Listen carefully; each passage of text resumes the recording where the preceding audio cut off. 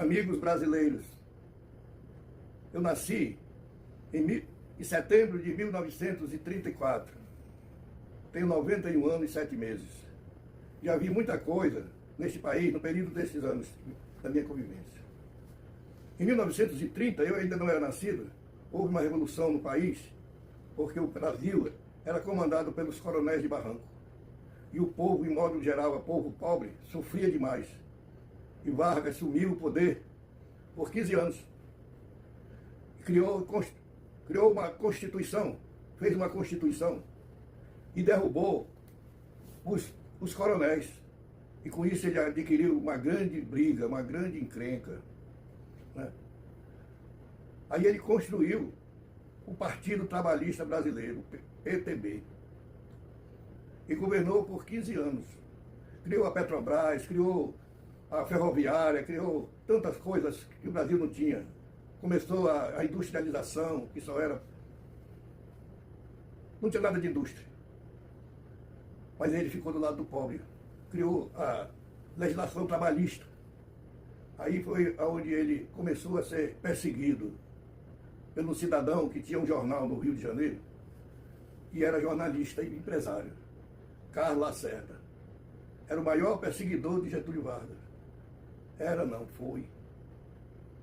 Aí, em 1945, no final da guerra, ele fez uma eleição e apresentou um candidato, Eurico Gaspar Dutra, general Eurico Gaspar Dutra, e o elegeu como presidente, e ele passou 5 anos no poder. Ao término do poder de Eurico, ele candidatou-se novamente, Getúlio Vargas. Candidatou-se, e as mulheres aí já tinham direito ao voto. E ele foi eleito com grande maioria.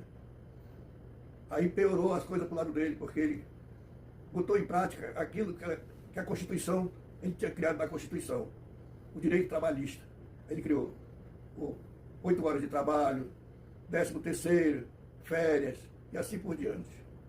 Aí ele começou a ser mais perseguido ainda, porque ele queria botar o país no abismo.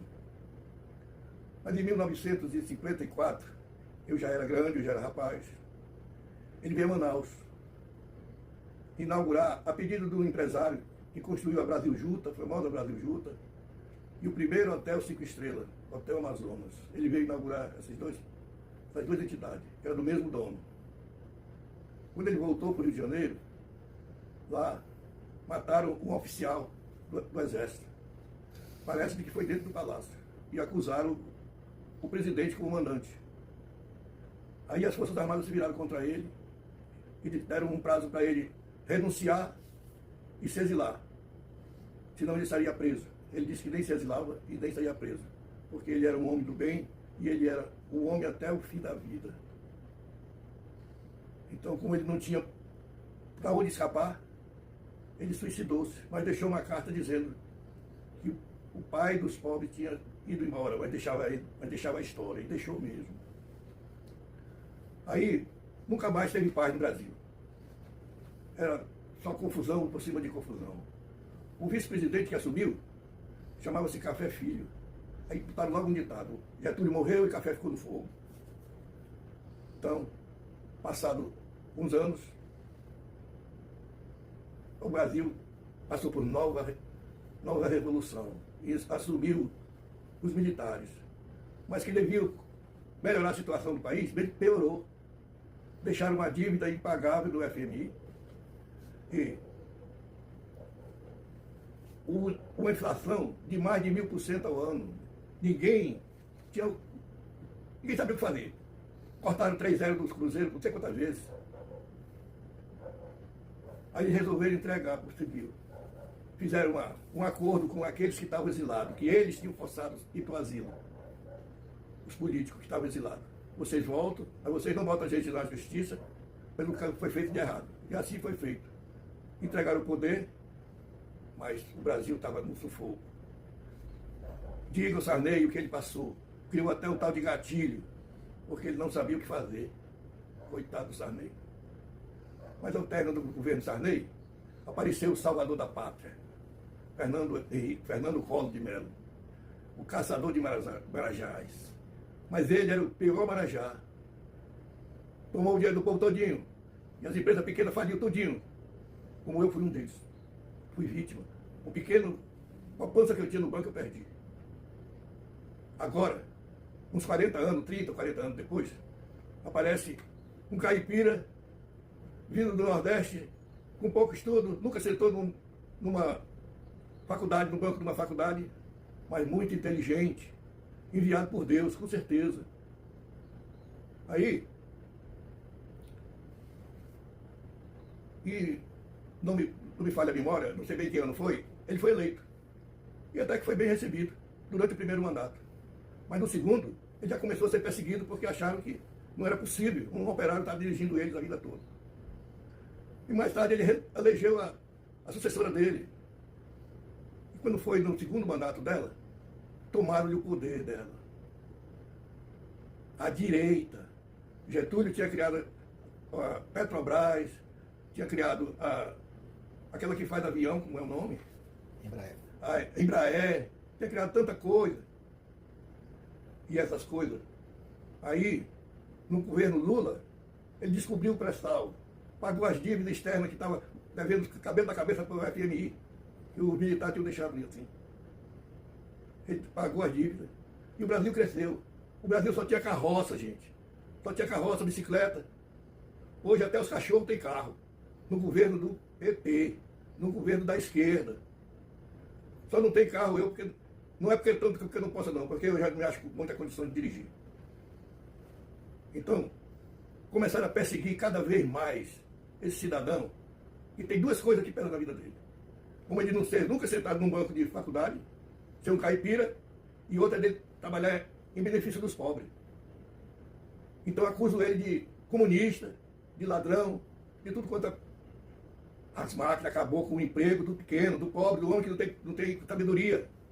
Acabou as empresas, acabou a serraria, as máquinas, as usinas de borracha, de castanha, de sova, de balapa. Ninguém pode fazer mais um carvão, nem tirar um pedaço de pau para fazer um esteio, nada, ninguém pode fazer mais nada. E aí onde esse pequeno vai trabalhar de quê? Aí diz assim, vai trabalhar, ladrão? Vai trabalhar, bandido. Tem alguns que não trabalham porque é malandro mesmo. Mas outros é porque não tem onde trabalhar. E aí o governo é um dever de ajudar. Então na Bíblia diz, dai de comer a quem tem fome, de beber a quem tem sede. Cuidar das viúvas pobres. Esse é o verdadeiro cristianismo. Esse é o verdadeiro cristianismo. E aí, a direita bota a mão na mão de alguns pastores de algumas igrejas grandes, que faz a cabeça do seu povo, dizendo que o Lula é demônio, que o Lula não presta, que o Lula é ladrão, que o Lula é comunista. Rapaz, pense bem o que é que vocês estão fazendo. Vocês pequenos como eu. Por quê?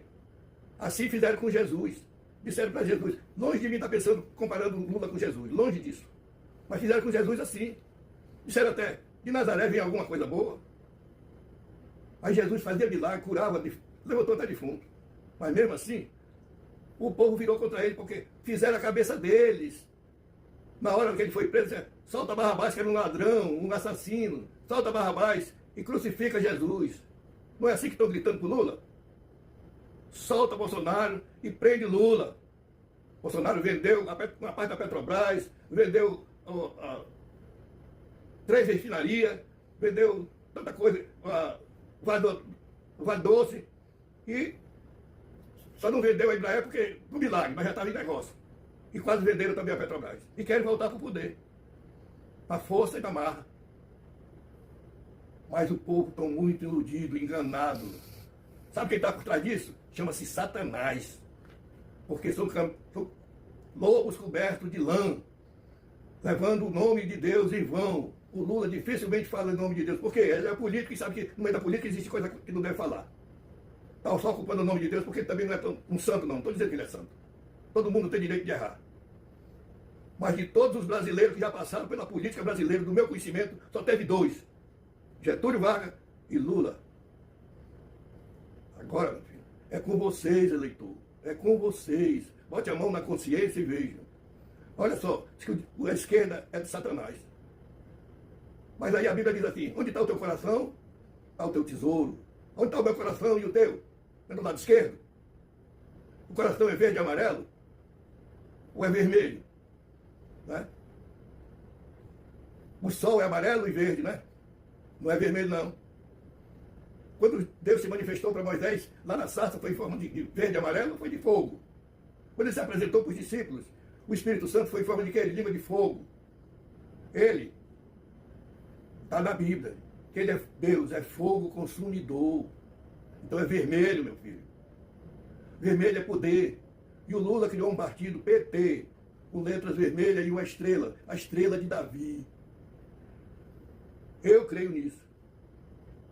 E se Deus permitir que eu esteja com vida na próxima eleição, eu vou votar no Lula. No Lula, no Lula.